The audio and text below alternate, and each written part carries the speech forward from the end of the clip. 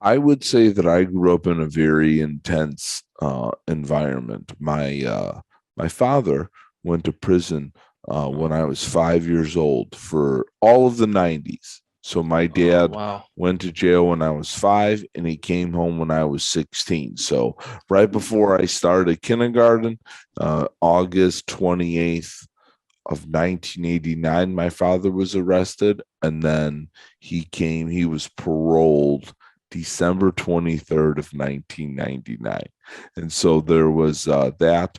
And along with that, my father served 11 years in the federal penitentiary. And so being in that world, crime and that sort of gangster like world was very common for me. Violence, aggression, and even the other men that became my mentors, their dads were in jail, their grandfathers were in jail.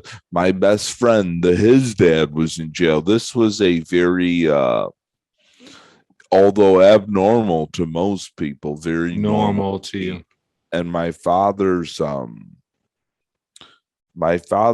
temperament is was at that time. Now he's a little bit older. He's a little bit, more gentle, just very aggressive, very violent. And when I say violent verbally and physically, it was just how he's shown up in the world. And so his parenting style mimicked how he showed up in the world.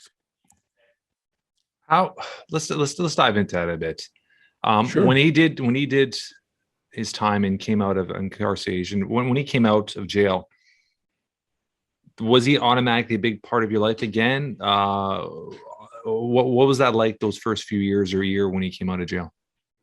Sure. So my family vacations, 80% of them were to visit prisons. So my mother, who didn't work up to that point, got a job.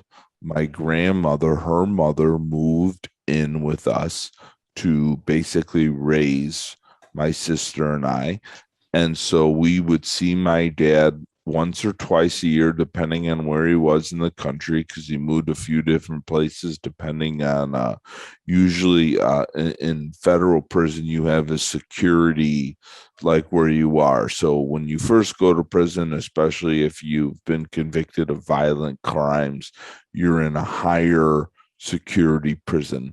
And then as you serve your time, they they bring you down a little bit. And so my father was in more of a maximum security type of prison early on, and then as he moved, they were more less lenient as far as like high security and things like that.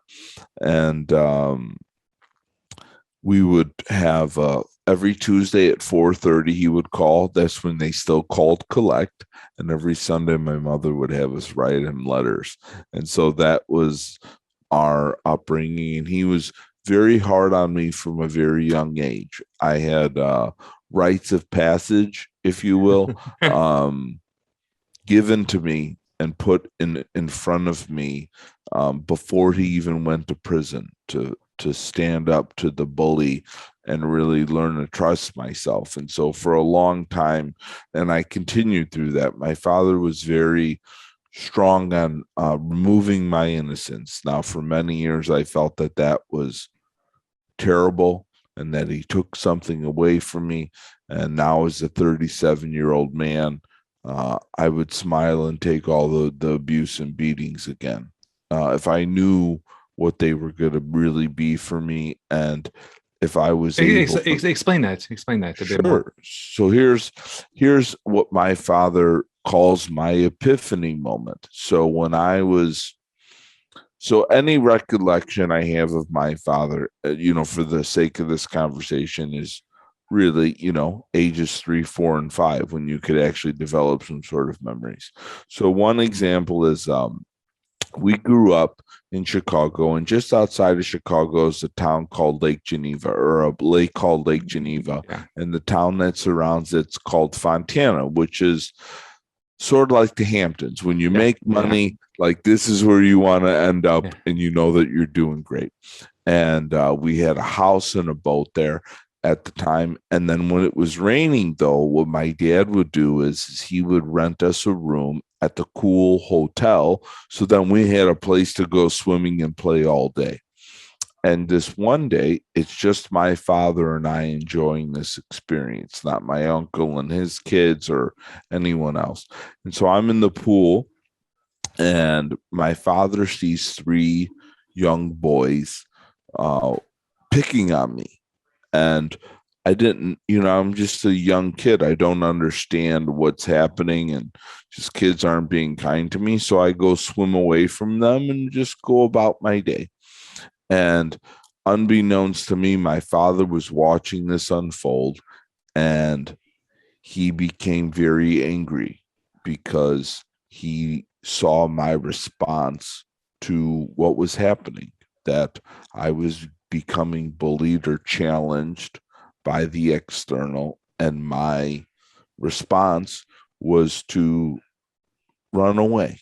And that's all I really knew. And my father, I found out much later, grew up in a very similar world where he once believed that just kids picked on him because he was overweight and he didn't find much refuge at home. So he watched this happen. And the same way that he found refuge, he thought that he would teach me refuge. And my father found refuge in facing his bullies through violence and just hitting them. And so as these three boys left the pool to go to like the changing shower area before you go back to your room, my father pulled me out of the pool, Jeff, and walked me up to the three kids. And I had no idea where we were going and what we were doing. And he told me to hit one of the kids. And from a very young age, he taught me to throw punches and things like that. This was just a part of my life. This is what my father thought was life skills. I didn't get Boy Scout patches. I got patches for learning how to throw my weak hand, in my left hand, not my right, And so I hit one of the kids, and the kid immediately hit me back. And I looked up at my father, and he said, "Don't stop." And I fought all three kids that day, and I won. And my father was extremely proud of me. And just that little saying, "Don't stop," has become my anchor in my entire life. No different than how Forrest Gump felt about "Run, Forrest, Run." And that was my origin hero story I tell people. And although it took me many years to not use it or demonstrate it violently, being someone that has a deep-rooted belief that when the bully shows its face that he doesn't stop has served me quite well in my 37 years on this planet. I wouldn't change it. Although I wish the methods were a little bit different. The lesson was very life-changing.